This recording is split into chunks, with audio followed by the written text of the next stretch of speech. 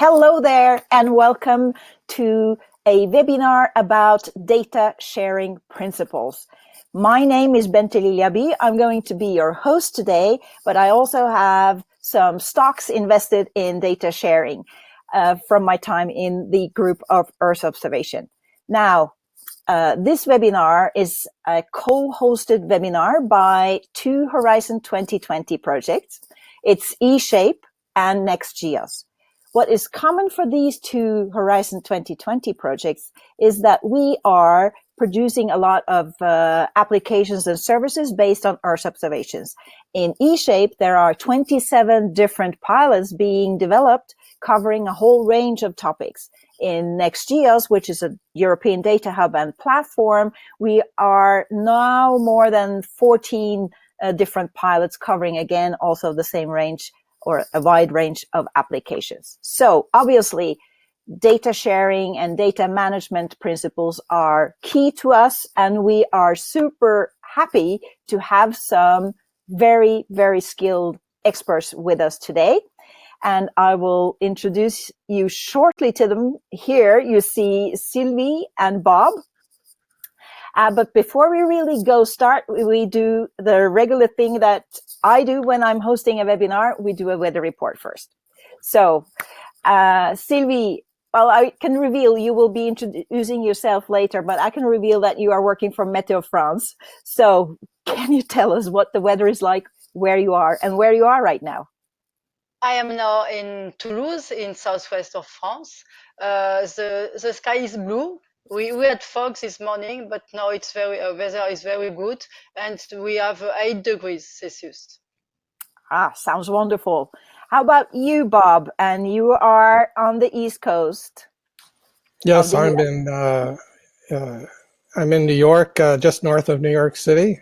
And here it is 0 degrees Celsius and clear. We had some snow a few days ago, but now we have somewhat better weather at the moment. Oh, sounds nice. Here where I am in Norway, and just a little bit northwest of Oslo, and we have a rather warm for the time. Actually, we had a lot of snow the last few days and -10 or something, but now it's actually plus degrees, but lovely, slightly overcast weather. So it's a nice weather here as well. And so I would love for you also to give us some weather reports from where you are. You as attendees have the possibility to write in the chat. So there's a chat box, and that's where you can tell us where you're from and what's the weather like. And I will come back to that chat box later. Now, for this webinar, we will cover data sharing principles and data management principles. We will get some examples, and we have some Q&A at the end. And for the order of the webinar will be that we start with an introduction to the GEOS data sharing and data management principles, and Bob will give that presentation. And then we have some very remarkable examples from Météo France, and Sylvie will tell us about those. It involves in situ data. Now, many of you have heard about the FAIR principles. That's also data management principles. And Bob will actually show you some of the differences and the similarities between these two sets of data management principles. So that's the program for today. I will allow some, or not only allow, I will encourage some questions after each of the presentation, but the main Q&A will be after the last presentation by Bob. So with that, I think we are ready to start. We will have about an hour or so for this webinar, so you can plan your time. And I will let the experts, Bob and Sylvie, introduce themselves when they are starting their presentation. So you will learn more about what their background and so on are also. So with that, I think we're ready. Bob, I will give you the floor first, so you can introduce yourself and what you do. Are excited? Great, thanks, Bente, and I sure wish were in the French Riviera where it looks really nice. But anyway, I'm Bob Chen. I am here in New York at Columbia University. I run a center called CEASIN, the Center for International Earth Science Information Network. I also run a NASA data center called the Socioeconomic Data and Application Center. Just as background, I've been involved with data sharing in GEO since I think it was about 2006, a year or so after the GEO was formed, and at the time was involved with CODATA, which helped co-chair the original data sharing working group or task force. So let me go ahead and turn off my camera and start the sharing. Yes, and we will turn off our cameras, all of us. We will not disappear, but we will turn off our cameras. So, can you, yes, it was visible, but Sylvie, can you also turn off your camera again? Yes. Yes. So, yes, I think we are ready, Bob. Go ahead. Okay, great. Well, so what I'm going to try and do, as Bente said, is give you a quick overview of the data sharing and data management principles. I want to point out that this presentation was done with Bob Downs, who works at CEASIN and CDAC. He's a senior digital archivist, also a member of the Core Trust Seal board. And he had been involved with the GEOS Evolve effort, which had focused on the data management principles. So with that intro, let me dive in.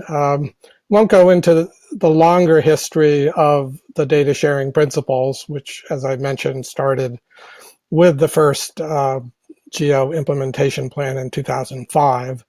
But through a lot of efforts over the years by the data sharing working group and others, GEO updated the data sharing principles in 2015 in Mexico City, in which it recognized that although the original data sharing principles were ahead of their time back in 2005, it was important for GEO to stay ahead of the curve and recognize that the world has changed. Many international organizations and governments recognize the value of things like open government data, and that GEO should update its principles to really recognize first, of course, the benefits arising from open sharing of data, information, knowledge, products, and services, but also that data should be open by default.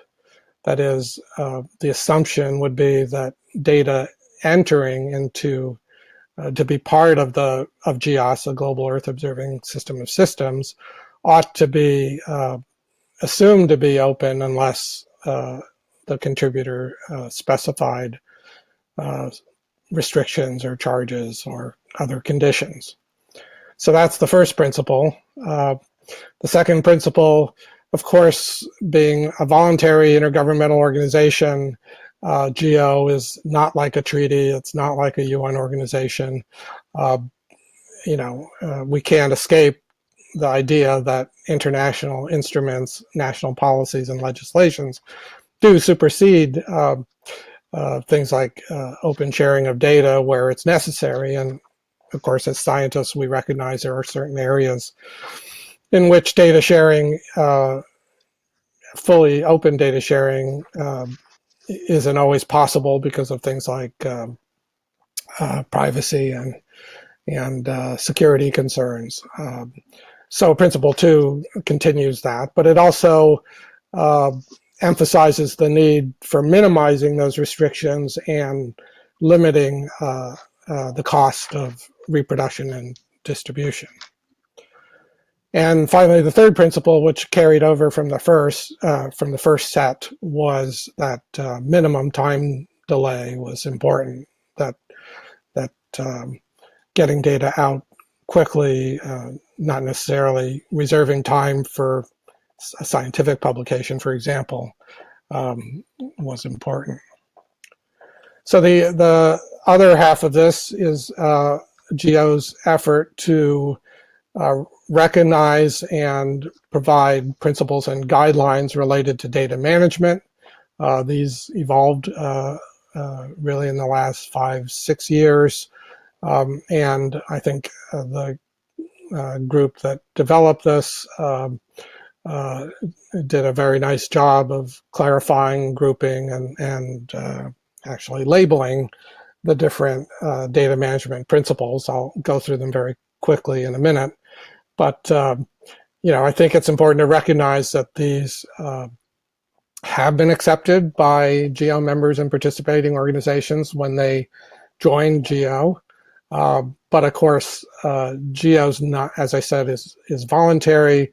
It can't impose policies or procedures. It can only make recommendations, develop guidelines, and encourage compliance to the extent that it makes sense.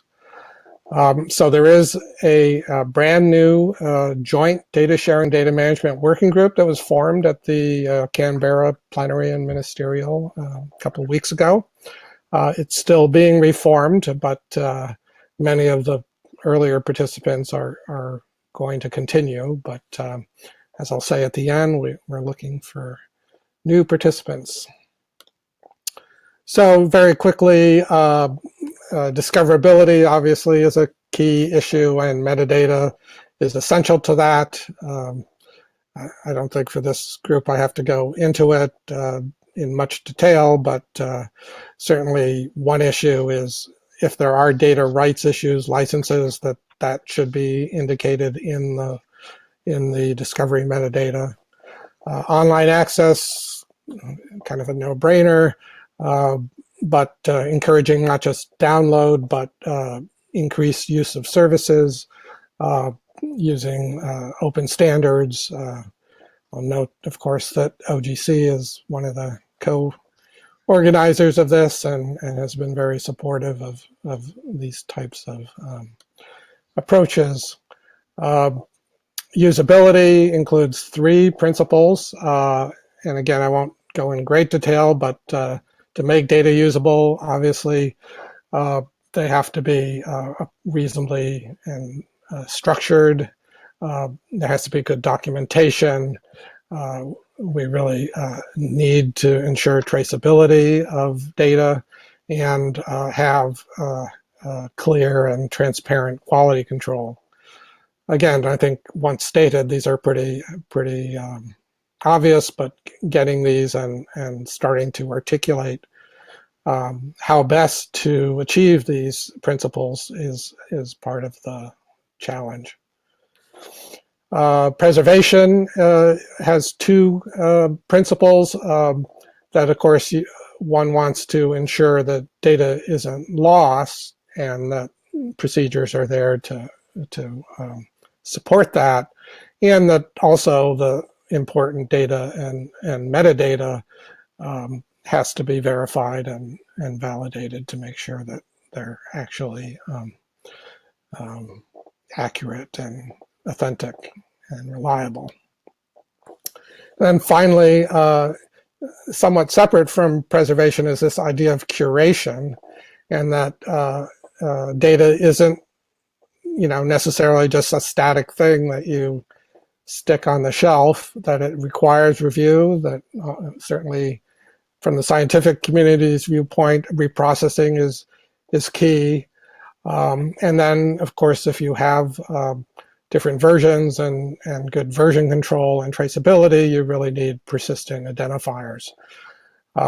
So those are the 10 principles. As you can see, for somewhat historical reasons, the data sharing principles and the data management principles were developed in parallel within GEO, and there is, definitely overlap in what they discuss. I would say the principles to get more at some of the policy approaches of the geo community, and the DMP does focus more on the mechanics or the implementation of good data stewardship. So this is just a little bit of an illustration of the correspondence. I won't go into it in too much detail, but if you have questions, we can answer that. Actually, Bob Downs, I think, is on the call, so may also be able to help with responding to questions. So let me just conclude. The Data Sharing and Data Management Working Group has a new set of terms of reference that were approved by the program board and by plenary by virtue of being in the new work plan. I'm not going to go into gory detail, but it does cover the general issues of what's happening internationally on open data. There is interest in helping the geo community to document the value of the data being open. There's been activities related to how to translate the work at the international level to countries that are still trying to encourage open access within their countries, and look at interoperability and best practices and issues like metrics. So it's a large agenda. The group is still trying to formulate priorities. In fact, we have a important Telecon next week, which others are welcome to join. It includes formalizing who the co-chairs will be, and we certainly welcome new members. There were at least 25 people at the side event we held in Canberra, and we're hoping that there'll be a lot of interest in carrying these forward. There is a geo site about open EO data, a set of pages on the geo website, which is there, and you'll find links to some of the previous documents that the Data Sharing and Data Management Group has prepared in the past. And I think that's it from now, but certainly happy to answer any quick questions about this. Yeah, thank you very much, Bob. Certainly a very important role of geo that you have described in more practical terms here. I hear echo, and I think can you unshare also your screen, Bob? And turn on your camera. That goes for you too, Sylvie. If you are there, I saw there was something happening while you were speaking. Yes, okay, thank you. Okay, so thank you, Bob. It's immensely amount of work that has gone into this to this end result. And some of us has been part of this. And actually, I forgot to mention, but you and I, Bob, we have known each other since the very beginning there, being a part of the group on Earth observation community. And concerning I just wanted to also highlight, you partly covered it, Bob, but the difference between data policy and these principles, and then the management principles. So sharing principles and management principles. Can you reveal some of the discussions that has been around this policy versus more implementation of the policy? Yeah, I think it was. It was something that came out of the origins of GEO back in 2005 when, for example, the principles were being negotiated.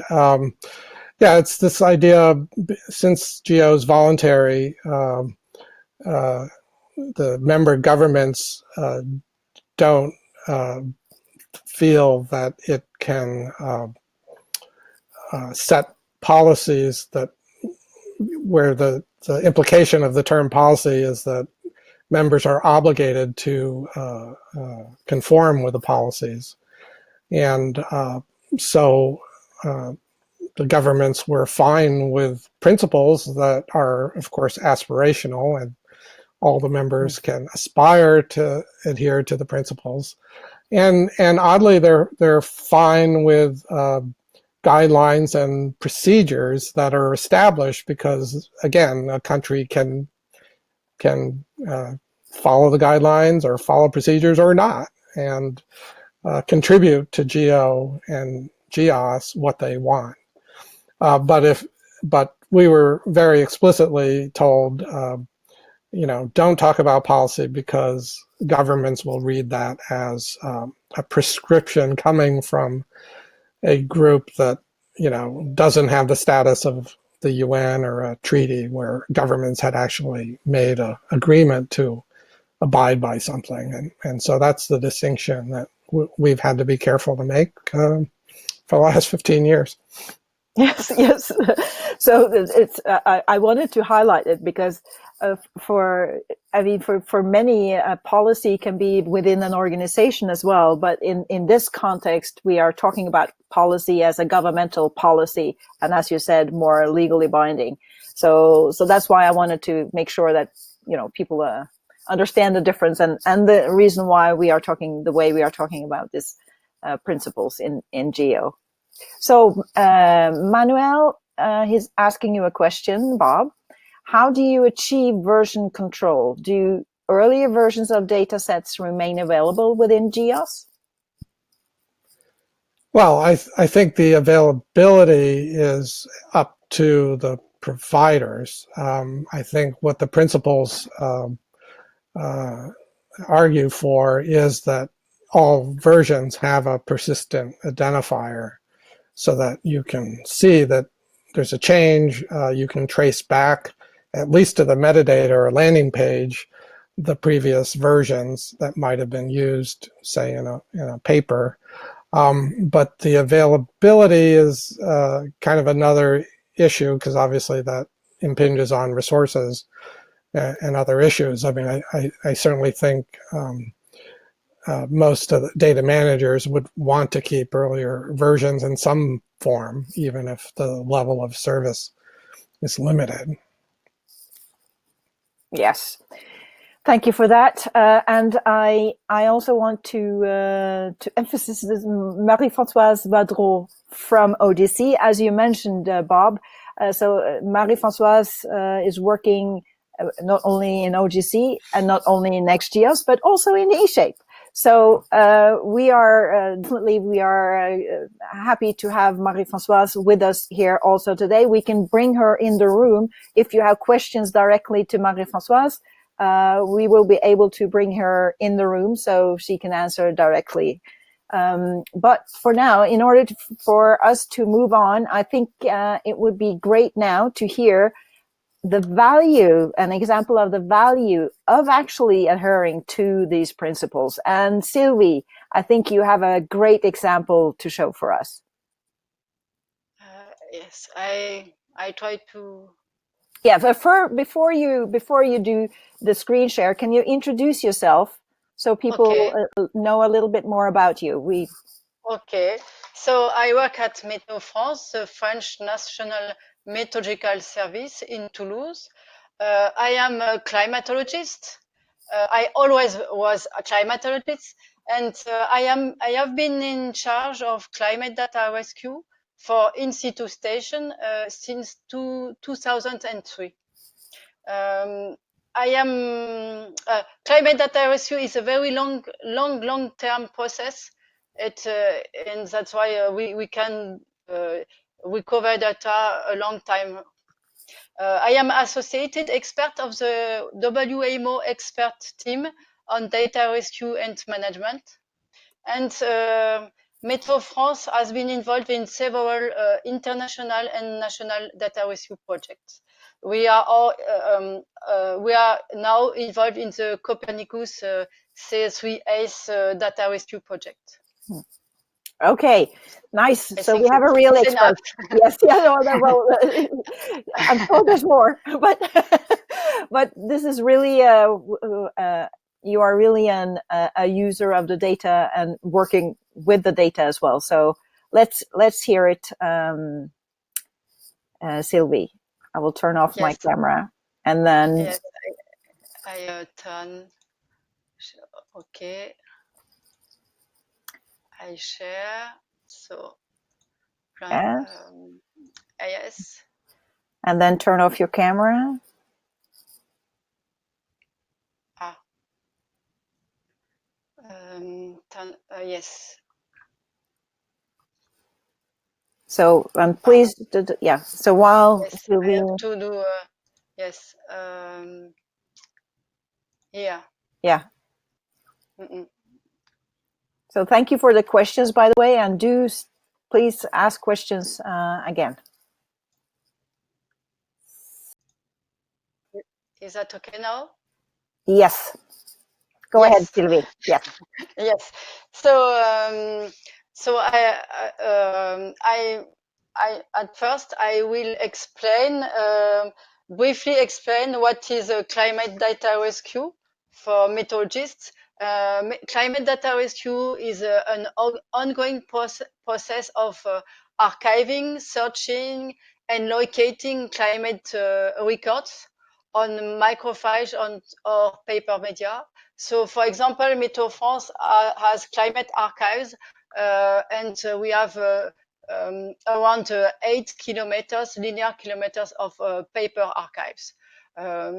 The climate data rescue, the second action is imaging original documents, storaging of image files, and on for Meteo France on the Meteo France storage server. The third task is digitizing data values, methodological parameters, and of course, quality controlling digitized data. The last task is integrating digitized data and metadata into the French National Climatological Database, BDCLIM. So I will insist when I say data, it's always data and metadata. Data rescue, climate data rescue involves rescuing both the data and metadata.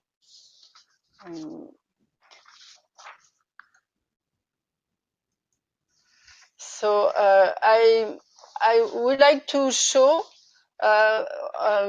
in order to explain what is climate data rescue, to show the material of climate data rescue, we have original sources of methodological formulas containing methodological observations. So in the right, you can see original source, rainfall observations. It's a monthly formula, and I wanted to show where are the data on the sheet and where we have the metadata in the sheet. We have on this sheet several parameters observed: visibility, wind direction, wind strength, rain and snow depth, for example. And we have a lot of metadata, but in different forms. We have the producer, we have the title of the document, we have the date of the document, we have the name of the station. It's written that the observations are made at 7 in the morning. We have the name of the observer, Lucien Chanelli, Water and Forest Guard, so we can know the network of the data. And we have the document reference. It's ONM 59 bis. So it's we know that the producer is the Office National Meteorologique, so the National Meteorological Service at that time. So we review all the documents generally to keep and to search all the metadata and data. The second page of the document is instruction for observers, and in this sheet we have a lot of metadata, very important metadata For example, we know that observations are made every morning at 7 o'clock, but in winter time, not local time, not UTC times, winter times. We know that rain is measured at 7 o'clock, but the total is from the previous day, and this value should be attributed to the previous day in the database. This kind of metadata is very important, and a lot of former colleagues did some mistakes when they put the data in the database, because the value is in the line for the day D, and the value is guilty for the day for the previous day. So we know that the wind direction is written in 3 letters. It's old wind rows in 16 direction. We have the wind strength scale from 0 to 6. It is not Beaufort scale. It is not wind speed. It's a special scale. And at the end, we know that monthly precipitation is calculated without the value of the first day, and the value of the first line should be attributed to the last day of the previous month. So just to show, to illustrate what material we use to recover climate data rescue in situ station.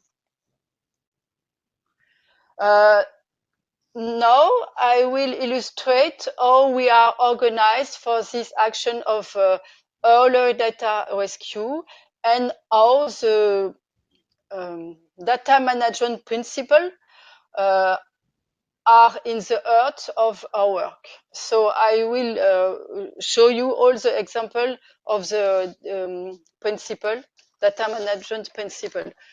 First one, metadata for discovery, so discovery element. For their data rescue projects are closely and labor intensive.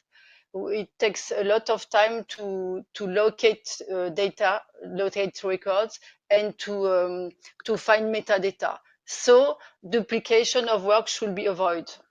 The important first step is to check whether the climate records of interest have already been inventoried.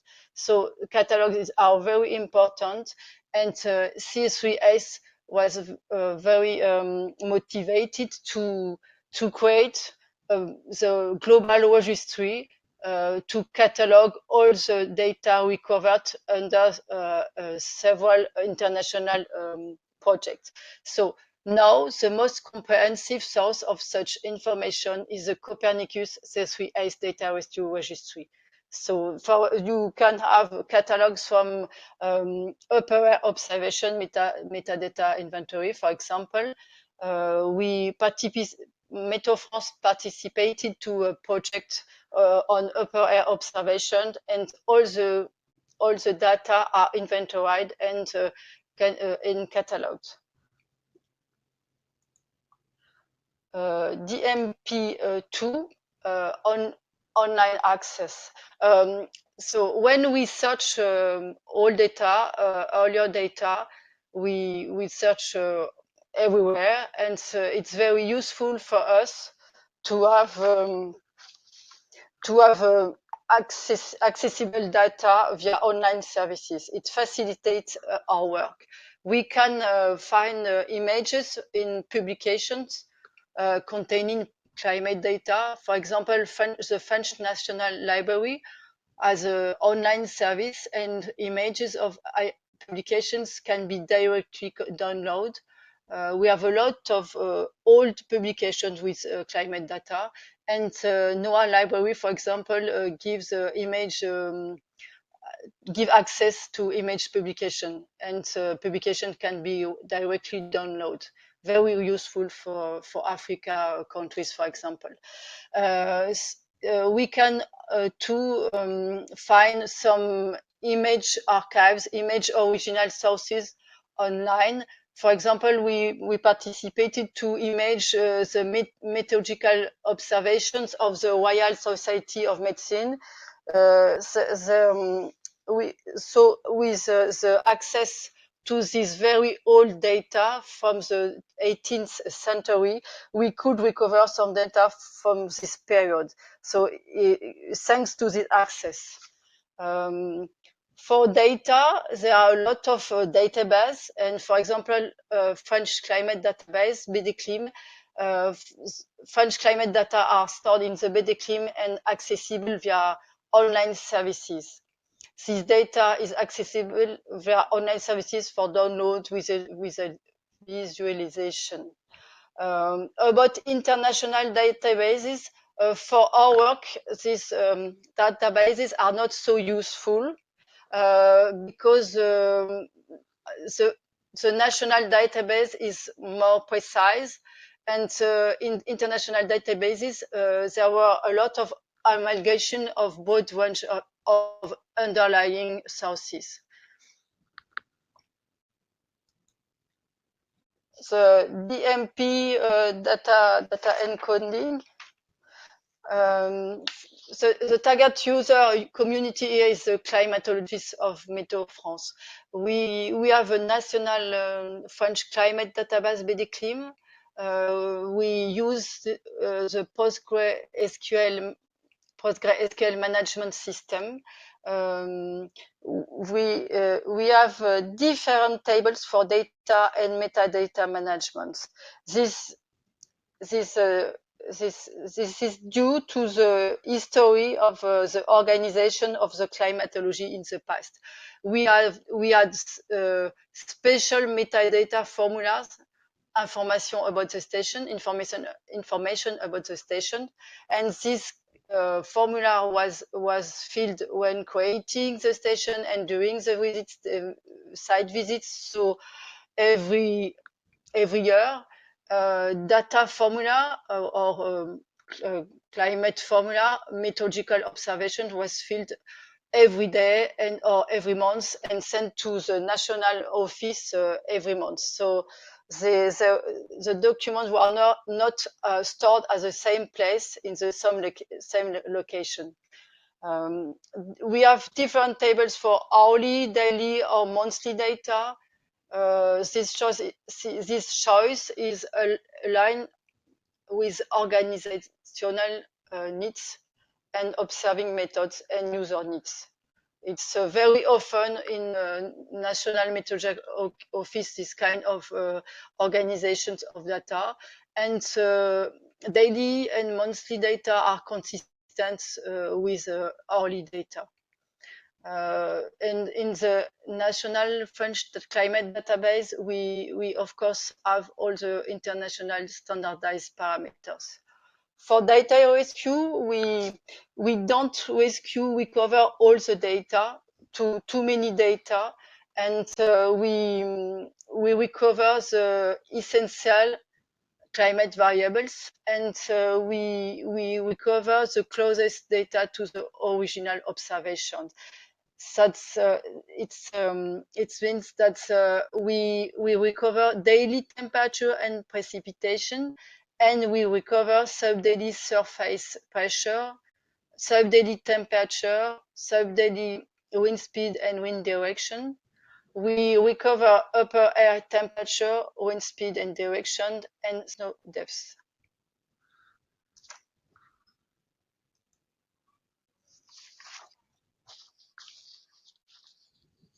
I'm waiting because I know that it takes time to have the slide. About data documentation,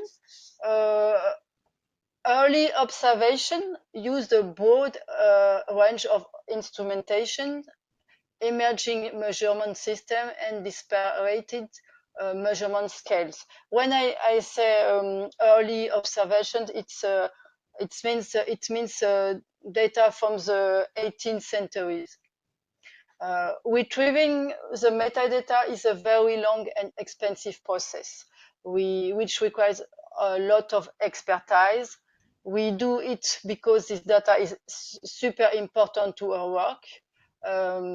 We look for metadata everywhere, in every archive we have, on the web too. This is why I am happy to have this opportunity to advocate for good quality and comprehensive metadata. People in 1990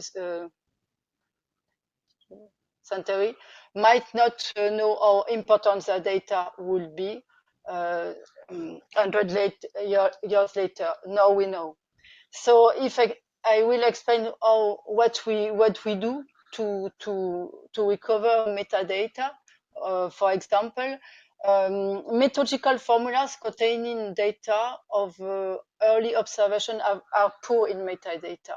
So we review the formula, and the review of all the formula permits to know few elements, but very important: the name of the station, the altitude of the station, observed variables, of course, unit of variables, altitude of the barometer, and the network of the station. For example, hospital, school, lighthouse, airport, and army. And with the knowledge of the history of the methodological observation, with the search in different archives, in the database, on the web, we are capable to identify the station and its location. It can be very long to identify the station, because sometimes there are some mistakes in databases, there are some mistakes in the documents, so it's a detective work. So it's very important to identify the station, and it's not so easy because we have a very rich heritage, and we have several stations in the same city for previously. After searching in the metadata sheets on paper form, on catalog of instruments and publication, we can finally give a few but very important elements to be integrated in the climate database. So we try to put name of the city, location, history of the instrument, history of the altitude of the station, history of the altitude of the barometer, if there is a barometer, observed variables and units. It's basic, but we are trying to give this kind of metadata for all the early data recovered. So I wanted to add that for this element data documentation, it's recommended to describe in peer-reviewed publications reference in metadata records. So I have a very good example in the framework of the European project ERA-CLIM. There is an article describing the upper recovered, and data are cataloged and can be downloaded, free downloaded on the web.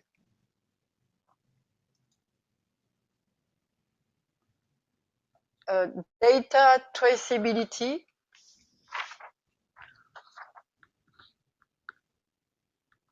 We are trying to keep all the steps of the data rescue chain action for each series, long-term series that we recover. We follow all the different tasks, and since 2007, all the steps of the data rescue chain has been described in a file.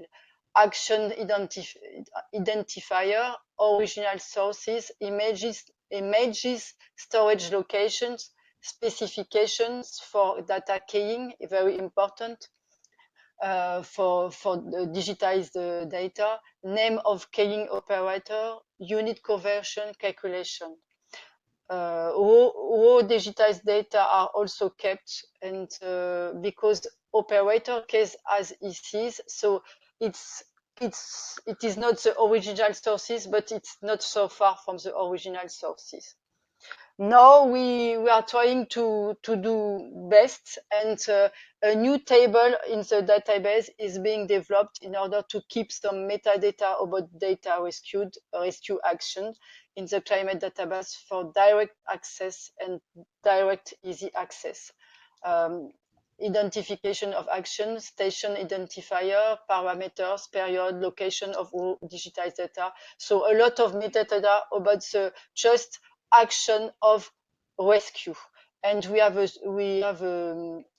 special table in the database, data risk insert, to trace all the actions. So because the provenance of metadata is very important, super important to us, we want to return, to be able to return to the sources when we do some controls, check quality, and when we have errors, we want to know where we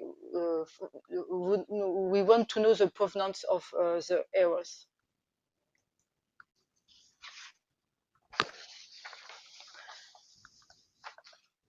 Data quality control. So quality control is a continuous background task in the climate department. For early data, data rescue actions, access to original sources is the occasion to check data already in the database. So we know that we have mistakes in the database, and when we have access to the original sources, we check the data already in the database.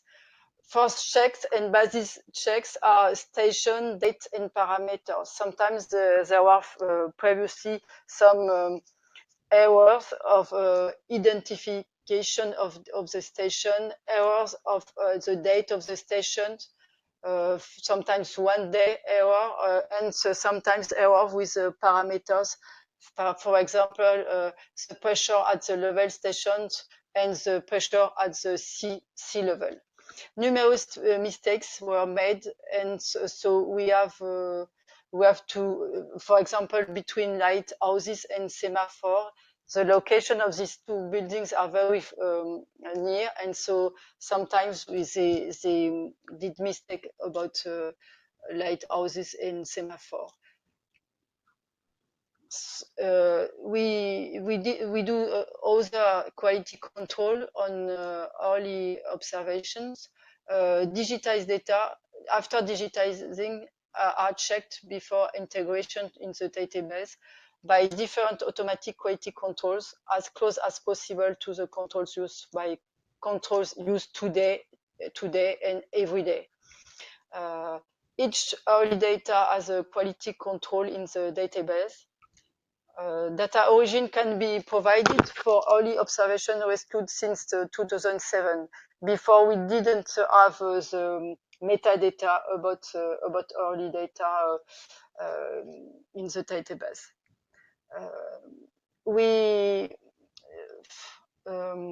have a special table too to describe specificities found on a series. For example, we have at the beginning of the 20th century a lot of non-standard shelters for temperature measurement, and it's very important to know if there is a shelter for the measurement of temperature. Sylvie? Yes. Yes. I see we are on 6, and we have 3 more. I'm looking at the time. I hope Bob is able to stay on. This is really interesting. Yes, I thought it's too long because I have. Perhaps I can just go to the DMP9. Very important for climate change. Oh, you can do all of them, but just not so thorough. Yeah. I changed. So I am in DMP9 about data review and reprocessing. Each project is an opportunity to review the data and its metadata with a new view that helps identifying the errors and heterogeneities. So in order to study the climate change, it's very important to study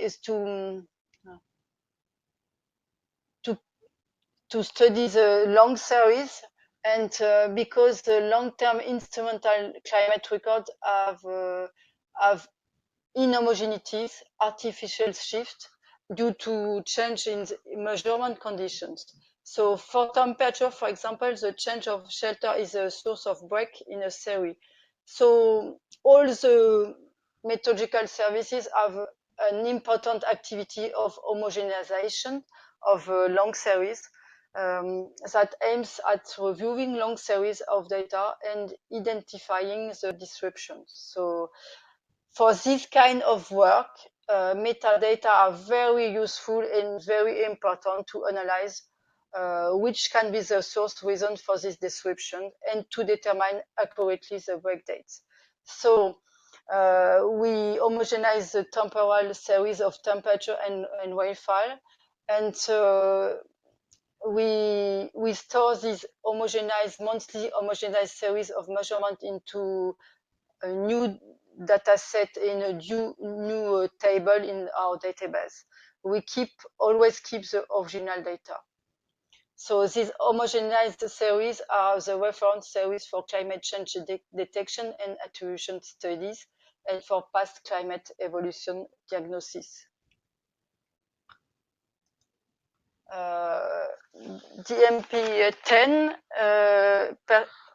persistent and resolvable identifier. For us, key and the identifier for a station is for the series is at first station identifier. Unique and persistent, key element for the database, common element for all the BD-CLIM tables. It's a national identifier built with the National Statistic Institute number of the place of the municipality.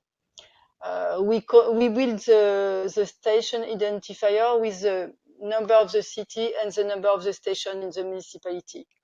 WMO identifier is not used because very few stations have a WMO identifier, just professional stations. And WMO identifier has been used for several measures. The same identifier, WMO identifier has been used for several measurement sites. So we don't use WMO identifier for rescue. So data are specified by the station identifier, the date, the parameter, and the temporal frequency. So it's the last DMP. So I finished. Thank you so much. I'm sorry to interrupted you there. I was just looking at the time. Yes. But can we share your presentation, your slides? Can people get this? Yes.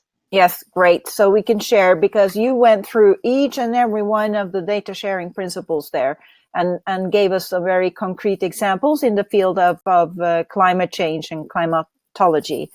So before we go on, I would like to ask Bob, do you have time to stay on beyond the hour for the Q&A, or how is your time? Yeah, no, I'm available. Yes. And you too, Sylvie? You are able to stay on a little longer? Terrific. Then I will just to make sure that we get your presentation also, I will take the Q&A for Sylvie at the Q&A. And then we just go straight on with you, Bob, to compare these principles that Sylvie showed in practice with the FAIR principles that many of us have heard about. Okay, great. Is my presentation visible? It is, and we are turning off our cameras, and you are good to go. Great. Well, I'll try to make this brief. This is actually not intended to be an in-depth comparison, but really just to highlight what some of the issues are in thinking about the GIOS data sharing and data management principles and the FAIR principles. So I'm assuming that most people have heard about FAIR. It came out a few years ago and has a very nice acronym: findable, accessible, interoperable, and reusable. You can see how they're defined according to the Go FAIR organization, which is online and I think well known certainly in Europe and other parts of the world. Well, what I will say is, FAIR is aimed broadly at the scientific community, data and services. So quite a broad range of data in which, for example, there may be sensitive personal data, there may be early experimental data, both public and private funded research, both long tail, small to very large projects, and diverse disciplines. And I think it goes without saying that we all know that many disciplines vary, shall we say, in the level of accessibility and consistency in how they manage their data. So the general idea that bringing all sciences up to a consistent set of principles that does work for all the different disciplines, given reasonable constraints on access, makes sense. And FAIR, I think, is helping in that process. What I think is important to remember is that the Earth observation community through GEO is working with arguably a more limited variety of data, and has set a higher standard in some cases for both data access and management. As you dig into FAIR, again, there's a number of specific principles with the labels F1 through 4 and so forth. You see these here, and there's clearly a lot of overlap with the data management principles, but they're organized somewhat differently. So in the data sharing working group now, the joint data sharing data management principles working group, we're started what we're calling a crosswalk. It came out of some of the discussions at the Geodata Technology Workshop earlier this year. But what I would argue is that the FAIR doesn't really explicitly address the open access policies. It indirectly comments on them when you read the details as interpreted partly by the Go FAIR project. But FAIR does, it gets, as I said, the mechanics of saying one should have a license, doesn't say open license, one should have a persistent identifier and so forth. So, the crosswalk is actually fairly complicated and may vary between disciplines. For the Earth observation community, I think the data sharing and data management principles in some sense cover even a broader set of data stewardship issues like curation and preservation that I don't quite think FAIR gets at. So this is just something that Bob Downs and I have created. We've done a little more digging into the comparisons, but this just kind of gives a quick overview of some of the different issues addressed by the DSPs and DMPs versus FAIR. So let me, I realize that was really brief. Let me just conclude by kind of reemphasizing where I think the open data sharing part that Geo has adopted is really valuable. I mean, as we just saw from the climate issues, climate is now recognized as a crisis. We need rapid scientific progress. Open data sharing facilitates that type of openness, replicability, speed, and really the trust and cooperation that people are sharing their data, not trying to hide or hoard or bias things. And that's really critical these days. And we don't have time to, have people duplicating their efforts. We need to build on data, put different data types together, give all stakeholders access to data so that they don't feel left behind or feel like they can't trust what is being done because the models don't incorporate all reasonable sources of data and so forth. So I just think this is a key topic. It's, as Bente said, been one of the major accomplishments of the Geo community in the last 15 years, and I think keeping a focus on, certainly for the Earth observation community, on open access, which I would rate as being above the standard set by FAIR, is really critical. But let me stop there since we're out of time. Thank you, Bob. Thank you so much for that.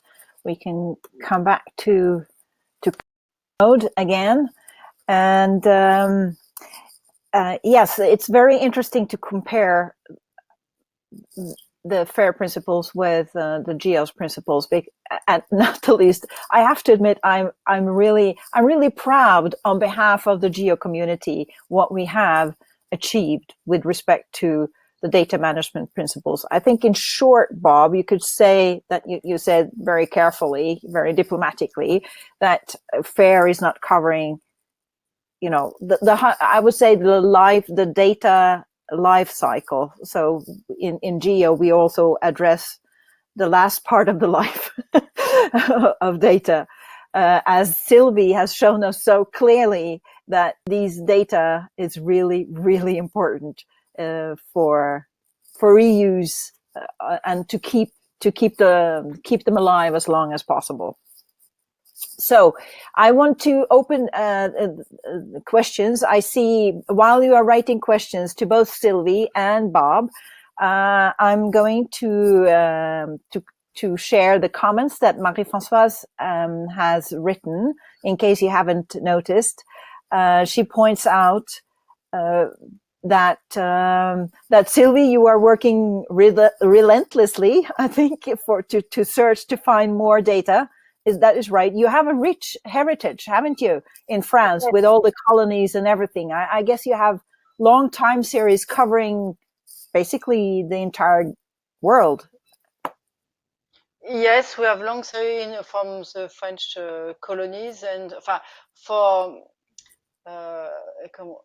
French overseas. We have archives, paper archives with French colonies series records, but now for data in the database, we have data long series from French overseas territories. So New Caledonia, French Polynesia, Réunion Island, and so we are working on this kind of for these territories. And fortunately, archives are in mainland France and in the national archives, so we could recover the data, image the data, and digitize the data. So it's the data came from hospitals, military hospitals. Oh, really? Interesting. Yes. The Marines went to the colony, and the first step was to do some methodological observation because of the health, because some illness and so. Yeah. So very interesting. So you have Earth observation data from hospital. We have health in Geo as one of the societal benefit areas. But yes, Marie-Françoise is pointing out, as you may have understood also, that the point with having you describing so detailed, Sylvie, each of the data management principles is to show that every one of them is actually important for us to be able to use it, right? It's a very long chain. We have a different, very different task, and we have to follow all the tasks. And so we want to trace all the steps, because now we can see that we have some mistakes, old mistakes, and it's very difficult now to know why. And so that's why now we are very motivated to trace all the tasks. So that's great. Takes a lot of it takes a lot of time to know, analyze the mistakes, the errors, and to understand why. And because people did some correction, modifications, and so now we don't understand the different. It's very difficult to analyze. That's why we are very strict now. I can imagine. But the thing is, Sylvie, that I learned from Interos, another Horizon 2020 project, who is currently, they are collecting data in the Arctic, so very remote and demanding areas. And what you describe that you are doing with historical data to collect the metadata and really record it and digitize it and so on, it's still a problem for today's data, because not everything is a satellite data, right? Where everything is more automatically done. So I think my point is that your example from historical data should also be inspiring for those who are struggling with making current day data also is as accessible as you are working on with the historical data. So indeed, it is demanding what you are. And a question is that for those who are funding, so this is not done for free. Somebody actually has to have resources to do it. So you are employed by Météo France. So Météo France is financing your efforts. But in projects, like for a research project, which has a time limit, they struggle to find or to explain the need of resources for the things that you are doing. It's science on one hand, and then analyzing the data afterwards. But there's a lot going on in between, right, Bob? Do you recognize this from your world? Oh, sure. There are clearly a lot of different trade-offs in terms of where to invest resources for, gathering new data, managing and preserving the data to these increasingly rigorous standards, and doing analysis and applications. And, I think it is part of that larger life cycle where, one of the issues with thinking about the value of data sharing is to actually try to look at where the resources are needed, how that's obviously changing because of technology or not, and where to balance the data gaps that need to be filled against new types of sensors and so forth. So those trade-offs are always going on. What we found is since the center I run is basically a soft money center, is that we've been looking to different sources of funding outside traditional research funding, which is, of course, limited, to support some of the necessary work. Yes. So it's important. That's why I really, really appreciate you, Sylvie, taking the time to explain so detailed to us. And now it's on record. So we can use this as a good example in geo as well, right, Bob? I think this will be useful for the geo community. Marie-Françoise, yeah. Well, I Go was just ahead. going to say that it's great because I actually have a master's in climatology and did a lot of early analysis of ship temperature records, which of course are also equally messy and hard to recover from historical sources and things. So that's definitely a difficult challenge to pull those kinds of data and make them available and useful for current research applications. Absolutely. So, Marie-Françoise, raise your hand if you want to come into the room and make some comments. Meanwhile, while you're thinking about that, I can share what you have written. So, Marie-Françoise is very grateful, Bob, for you to remind us about standards that are there to support the work, which is comprehensive. And there's a suite of standards, different standards to cover all the needs. I think that was a good point that you made. I agree with you, Marie-Françoise. And what else? Marie-Françoise said that some people invest a huge work in creating data and do not know which metadata to document and do not finish the last mile to really bring their full value of their data. Yes. And again, this is both a resource question and also a knowledge, resource in terms of time and money, but also about knowledge. I saw that Christian Langer from Geobon, he's working on Geobon, and I think he was here in the room. I don't see if he's still on. But when it comes to metadata for biodiversity, it's a scientific discussion that needs to be done before you can sort of agree on a set of metadata that can be standardized. Have you, Bob? Has this been an issue that you have discussed in the working group in Geo? Well, in the I've more been involved with the data sharing. I think the data principles group is data management principles group is pretty aware of the different standards. I don't know to what extent Geo has really considered whether formal adoption of standards is necessary. There are certainly other bodies out there that we're all many of us are part of that not only develop standards but focus on implementation. So it's I'm not totally clear whether it makes sense to put effort into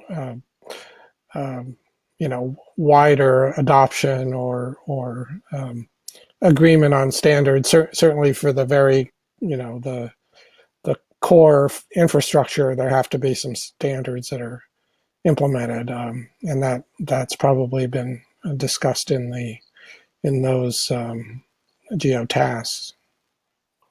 Yes, and I think it's a community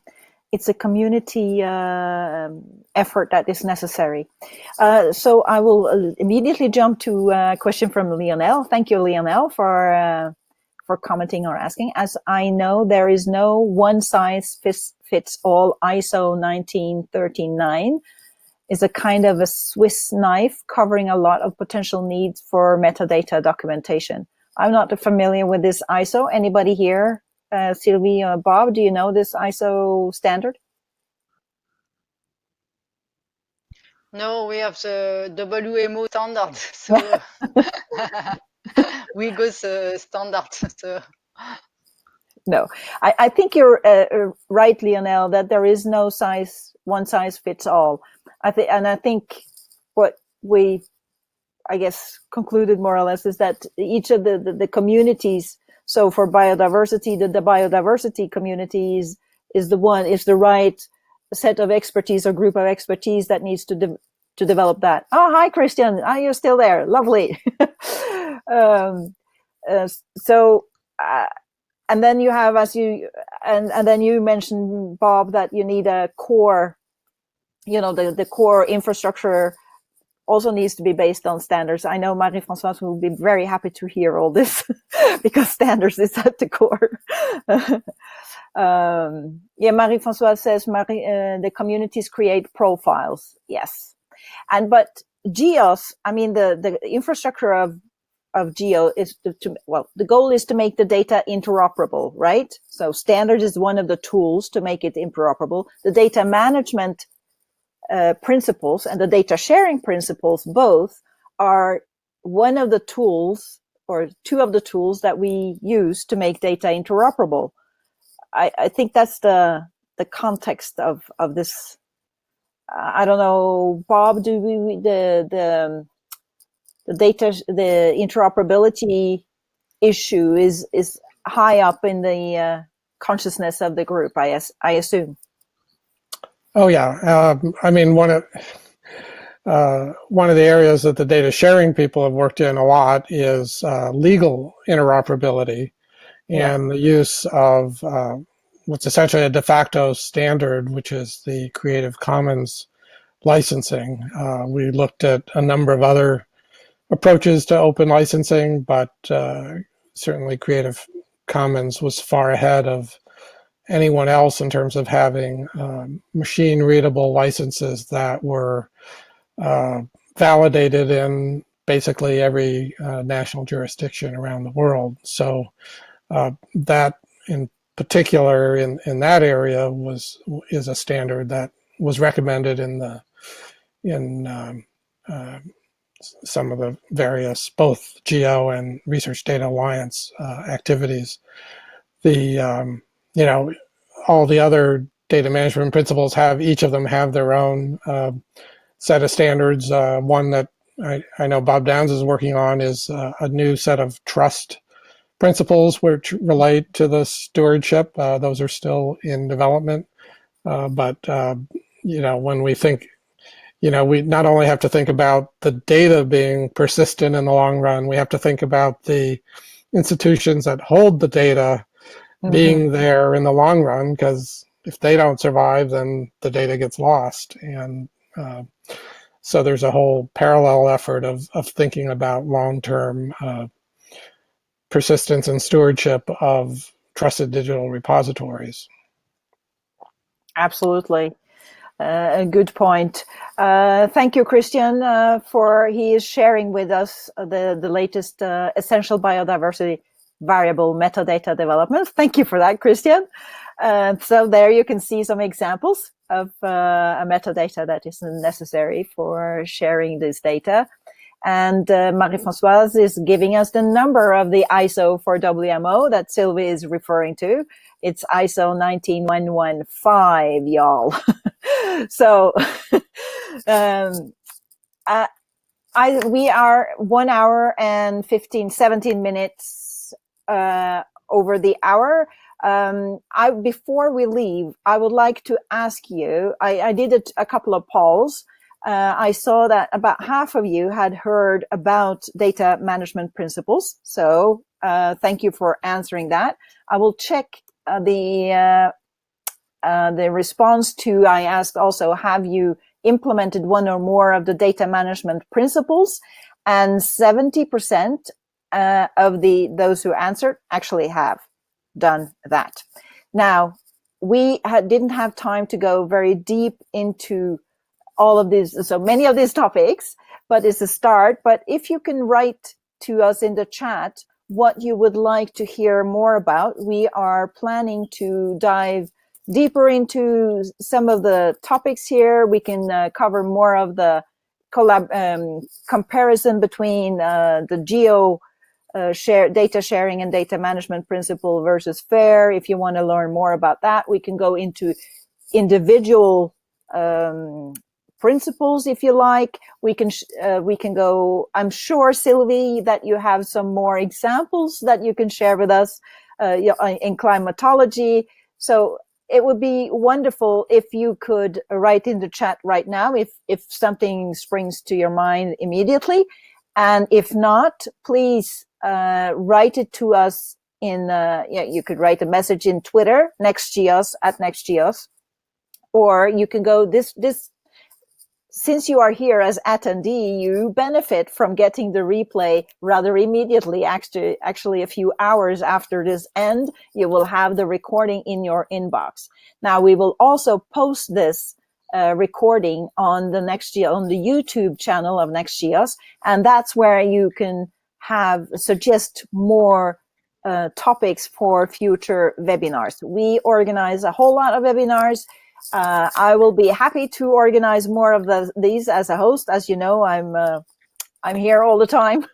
So, and I'm sure you, Bob, we can ask you again, the Bob and the Bob from Colombia. I assume you will be willing to dive deeper, right? I'll put you on the spot here. Sure, and you know, there is a broader group of people involved with the data sharing and data management principles working group who I think would also be interested in participating. Yes, and we can bring more of the. I guess you have the group that you are in represent different types of background also with respect to this data sharing principles and management, so we can cover different angles to the same subject. Yes, and I think I see somebody raise their hand, and that's Marie-Françoise. Sorry, I didn't see it earlier. We will invite Marie-Françoise in the room. I just sent it to her, so let's see. She had something more on her. We say in Norwegian, we say on her heart. I don't think that's English, but probably understand what I mean. So you said, Bob, you are going to talk more about these topics at the American Geophysical Union. Yes, I'm in a session about FAIR principles on Tuesday in San Francisco. So if you're going to San Francisco, you can listen and learn more from Bob there. And the next meeting, you said, I think you had that on one of your slides, that on the same week, right? On Friday the 18th? No, Wednesday. Wednesday. Oh, okay. Not till the week, the week after. Yeah. AG. Right. So let's see. Marie-Françoise is not coming in here. Takes a while. Looks like. Anywhere else, Sylvie, is there anywhere else you would like direct people to go if they want to learn more about what you are doing?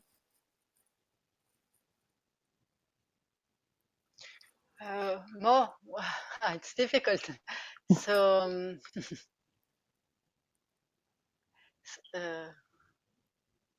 you mentioned a project. So some of the data that you are analyzing, the results from that, is some of the data that you have retrieved, historical data, is actually being given publicly, open and public to people, right? It's a good question. So we are Météo France National Meteorological Service. So we have the national data policy. It's the answer is no travel. Some data are open, free open, but climate data. So that I talk about are not free. There is a royalty. But it's free for researchers and historians. If we have researchers demanding climate data, we provide them free. So, but it's when we recover data in some projects, it's free. It's all the data are given to the project and to a database. And Météo France regularly provides selected long series to international databases. So it's not trivial, the answer. You understand? It's a mix of open, not open. So right. Well, they have to inquire then. Jean-Dominique, he wants to know deep about tools to manage climatology data. Thank you, Jean-Dominique, for saying that. We will follow up. I'm sure, Sylvie, we have a follow-up here, I think. Yes, it's a very large question. So because there are a lot of elements for data management. So we have a system, a PostgreSQL system, and we have a special tool for quality control. And every day, when data arrives, we have a lot of quality controls, and we have experts supervising the results of the quality controls every day. And we have some automatic chain of to get data. So it depends on the domain of the management. So it's if it can You're reading. he never received climatic data. Yes, that's the problem. That's I said it's normally if there is a demand, we have to provide data, free or not free, but it's the job of Météo France to provide data. So we have customers, and we have a special service to provide climate data. So so Yes. So this is why we have Geo to help. yes, that's true. So it's the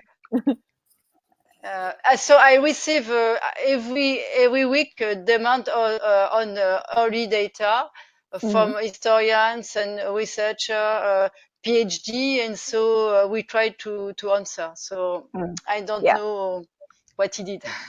No. So Jean Christophe, you can try again, I'm sure, and then see, now that you know Sylvie, you might have somebody to address if you have problems. So and The other point, Marie-Françoise, yes, Marie-Françoise answered. That's true. There is a public web service at Météo France, and a lot of data are online. So and we can find the catalog of all the French stations. So the metadata are cataloged, and the stations are cataloged. So so it's I think it's a first step yes, to go to the absolutely, website. yes. Listen, this has been awesome. Thank you so much, Bob and Sylvie, for excellent presentations. Very inspiring and very informative, and useful for the entire Earth observation community, that's for sure, and beyond. So thank you so much. Thank you also to the attendees for joining us here today. Thank you for your engagement, for your weather reports and suggestions. We hope to see you again. If you want to make sure that you're not missing any of our webinars, please subscribe to the NextGeos webinar series. You simply go to nextgeos.eu and you can subscribe to the webinar series. eShape we will continue our collaboration with eShape and organize webinars with them. Once we organize together with them, you will be getting a reminder through the subscription to NextGeos for sure. But in all, to be sure, follow us on Twitter if you are on social media on NextGeos. NextGeos is the name, and eShape. If you write eShape in Twitter, you will find the link to the Twitter account of eShape. So please do that, and have a lovely weekend, y'all. Bye-bye for now. Thanks, Bente, for organizing everything. Bye bye. Thanks. Bye.